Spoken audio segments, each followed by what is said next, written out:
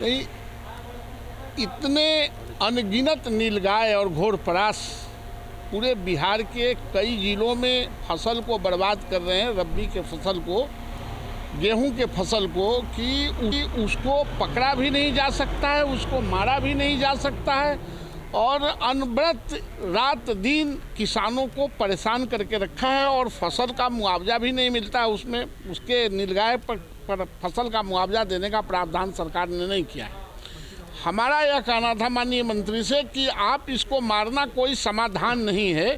आप जिस तरह से जंगली जानवरों को जाल में फंसा के आप नियंत्रित करते हैं, उसी तरह इसको, इस नीलगाय और घोड़परास को आप जाल में फंसा के कोई अन्य तरह से यंत्र लगा के इसको आप कहीं एकत्रित करके जंगलों में छोड़ दें, ताकि किसान इससे निजात पा सके। और अभी स्थिति यह हो गई है कि जो इसके नर हैं, जो घोड़परास हैं, वो तो आदमी से डरता भी नहीं है, आदमी पर अटैक करता है।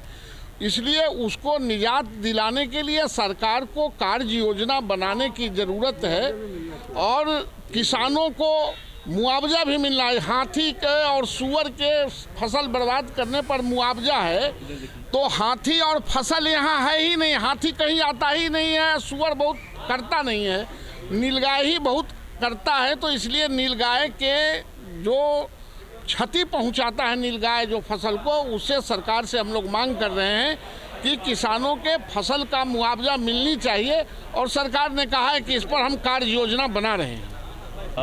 देखिए, नीलगाय एक बड़ा परेशानी धीरे धीरे होते जा रहा है पूरे राज्य में, ये हम लोग महसूस भी कर रहे हैं। हम लोग भी जब इलाके में जाते हैं तो जहाँ तहाँ नीलगाय दिखता भी है, शिकायत भी आता है, तो हम लोग उसका ठोस उपाय कर रहे हैं। अभी तक जो उपाय है सरकार के द्वारा जो निर्देशित है कि अधिकारियों के लेवल पे, रेंजर और फॉरेस्टर के लेवल पर 100 और 500 नीलगाय को मारने का अधिकार दिया गया है, जो शूटर मंगा करके बाहर से मारते हैं। लेकिन ये अस्थायी समाधान हम लोग भी नहीं मानते।